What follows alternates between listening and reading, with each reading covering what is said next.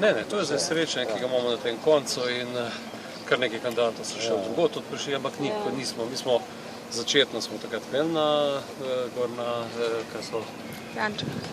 Jančah, ne? Na Jančah, kjer smo šli, smo celotno listo predstavili, sicer pa nismo zdaj preživeli, da bi nekaj bomo na koncu konteksta. Približujejo, kako komentirate te javnomnenjske raziskave? Ključna javnomnenjska raziskava bo v nedeljo, ko bodo ljudje na volitvah razdelili glasove. Sicer je pa kampanja vroča, poletna, za razliko od predhodnih. Veseli nas to, da nastopamo z listo izkušenih kandidatov. Smo stranka, ki ni bila ustanovljena projektno za eno poletje, ampak je stranka z tradicijo, za zgodovino in s programom, ki pove, kako Slovenijo pripeljati iz te krize. Ključni poudarki našega programa gredo v ustvarjanje novih delovnih mest. To je najboljši socialni ukrep.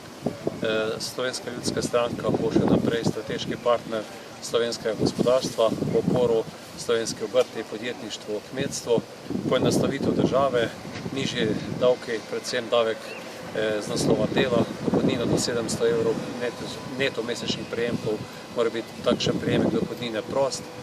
Ključni poudarki pa so tudi v enakomernem regionalnem razvoju, se pravi, da zagotovimo vsem, ne glede na to, kje v Sloveniji so rojeni, enake pogoje za njihovo možnost izobraževanja, zdravstvena zaščita, konec koncev tudi za delovno mesto. Zato ste tudi danes v Mariboru in to povezano? Zagotovo želimo z našo prisotnostjo v Mariboru jasno povedati, da mora država tudi za območja, ki imajo razvojne težave, imeti posluh. V prvi vrsti vidimo to v pravičnem financiranju slovenskih občin. Tudi tu je bilo precej nespametnih poskusov v zadnjem letu. Na drugi strani primerna razporeditev evropskih sredstev. Kohezijska sredstva so namenjena ravno zato, da se odpravljajo razlike v razvoju, zato je potrebno imeti dve kohezijske regiji, vzhodni Sloveniji znotraj ene kohezijske regije, tiste manj razvite, nameniti tudi toliko več sredstev. Prav tako pa je jasno, da mora država, kadar sprejme zakon za odpravo teh razvojnih razlik za posamezno območje, potem ta zakon tudi spoštovati. To se v mariborskem primeru ni zgodilo. Ključno politično sporočilo? Slovenska ljudska stranka pričakuje, da so to volitve, ki bodo dale 4-letni mandat naslednji vladi. Sam sem prepričan, da je to, da nimamo celega mandata Sloveniji, en velik problem. Zato je prav, da se po volitvah slovenska politika spravi skupaj, uskladi svoje programske usmeritve, zagotovi to, kar govorimo tudi sami, več delovnih mest, uporo gospodarstvo in da se ključne dileme rešijo pred sklepanjem koalicij in da potem tista koalicija, ki bo pač oblikovana, to izvaja naslednja 4 leta. S kakšnim rezultatom bi bili zadovoljni naredili? Mi želimo izboljšati rezultat, ki smo ga dosegli na zadnjih volitvah. Ta rezultat zadnjih volitev je bil 6 poslancev v državnem zboru, slabih 7% v procentih in naš cilj je ta rezultat izboljšati. Računate na močno podporo v Mariboru, sploh glede na dogajanje, recimo pred leta in pol, kjer je tudi vaša stranka preko bivšega župana del tega dogajanja? Slovenijo širše pretresajo različni pretresi, tudi v zadnjem času. Veliko govorimo tudi o pravni državi v Sloveniji, o primerih korupcije v Sloveniji.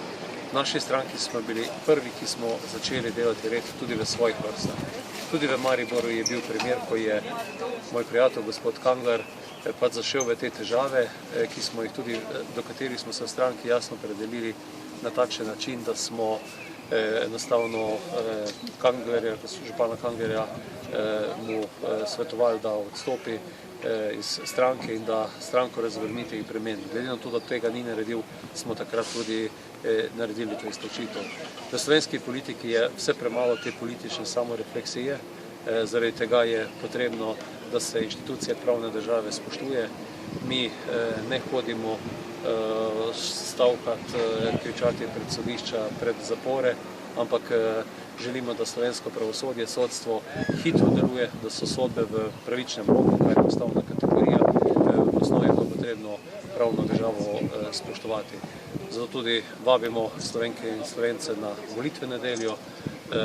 Slovenska ljudska stranka je stranka, ki ima zaupanje vredne kandidate. Verjamem, da če boste vložili in dali glas Slovenski ljudski stranki, boste naredili dobro delo. Hvala lepa. Kakšen bo volilni rezultat? Želimo volilni rezultat, ki bo boljši, kot je bil na prejšnjih volitvah, ko smo v državnem zboru imeli 6 poslancev in rezultat slabi 7%.